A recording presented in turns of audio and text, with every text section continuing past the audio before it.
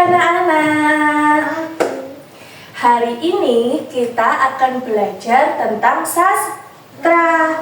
Apa sih yang dimaksud dengan sastra?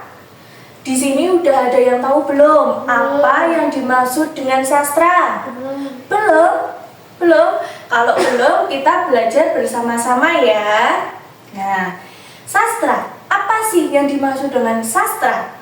Sastra adalah karya tulis atau lisan yang menggunakan bahasa sebagai medium untuk menyampaikan ekspresi dari perasaan kita, dari pikiran kita, atau dari pengalaman kita secara indah dan bermakna.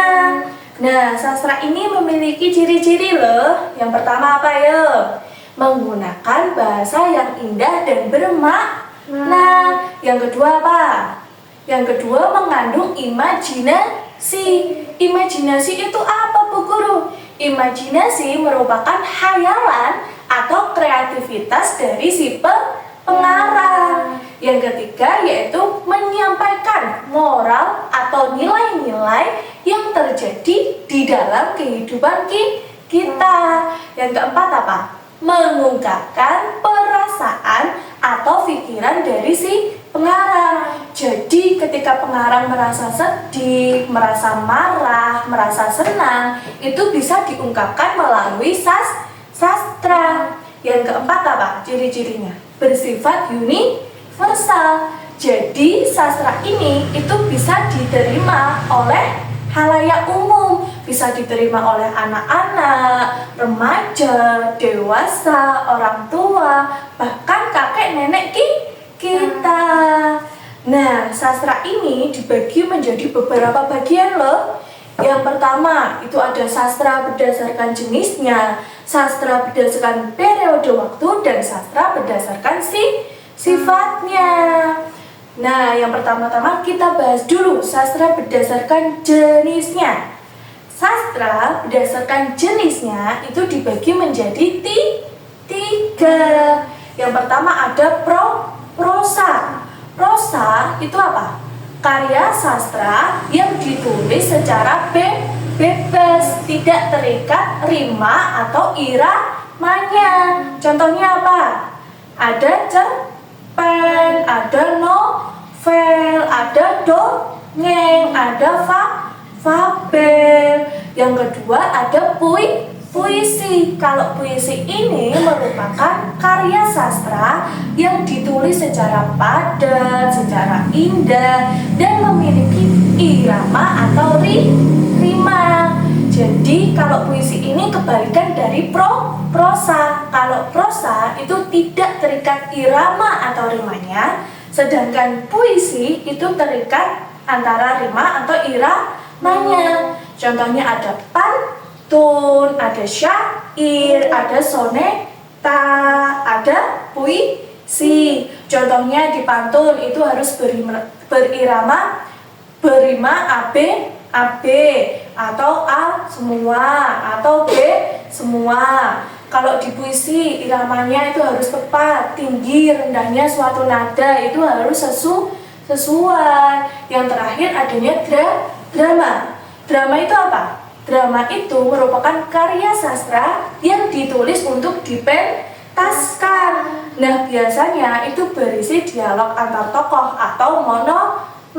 Contohnya ada drama panggung, ada film, ada teater, atau ada sinetron. Nah, di sini anak-anak sudah sering kan melihat film atau sinetron di TV, sudah apa belum?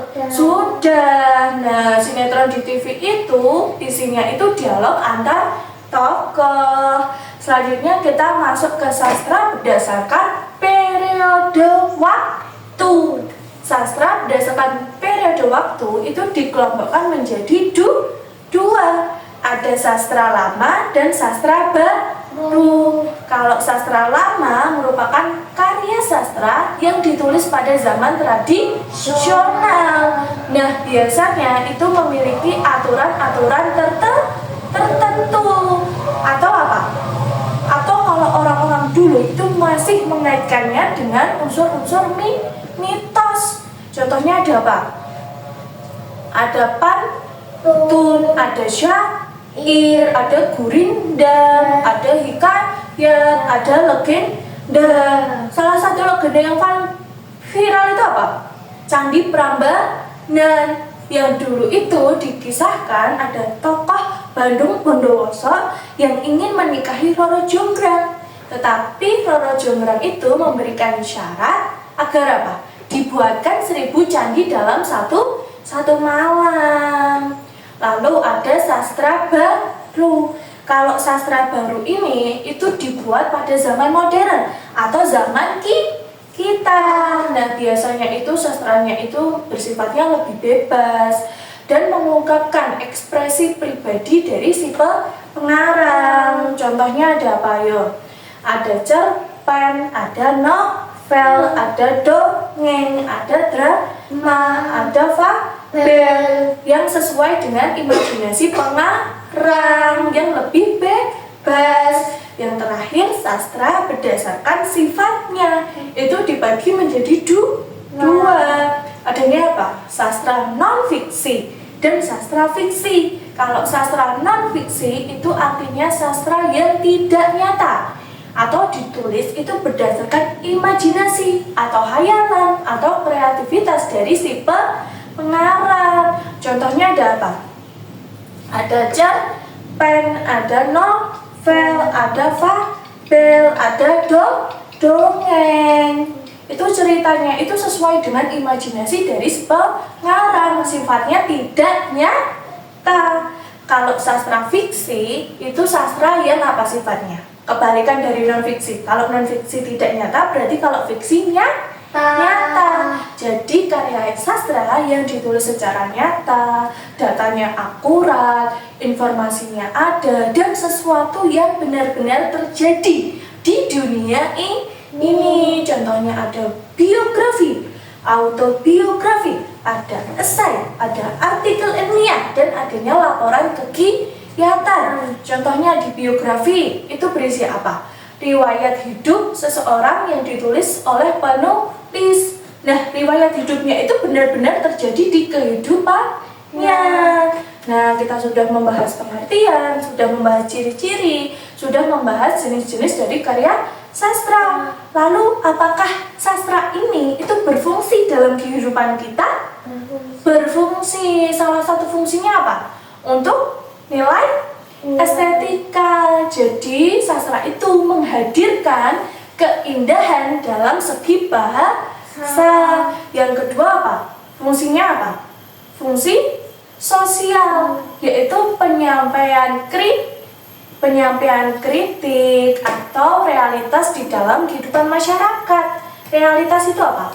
Realitas itu apa? Kenyataan yang benar-benar terjadi di lingkungan masyarakat. Yang ketiga ada apa? Fungsi edukatif. Jadi sastra itu memberikan nilai-nilai kehidupan atau moral. Yang keempat apa? Fungsinya rekreasi. Jadinya memberikan hiburan atau kesenangan. Contohnya di fabel. Fabel itu menceritakan tentang apa? Hewan yang bisa bicara. Di dalamnya itu terdapat nilai-nilai kehidupan, tetapi anak-anak senang melihatnya. Jadi menghadirkan kesenangan. Yang terakhir ada fungsi etis. Fungsi etis itu apa? Fungsi yang dimana sastra itu mengandung moral yang sesuai dengan zaman. Jadi mengikuti zaman. Nah, itu adalah salah satu materi dari sastra. Kita sudah belajar pengertian, sudah belajar ciri-ciri, sudah belajar jenis-jenis sastra, sudah belajar fungsi dari sastra dalam kehidupan kita.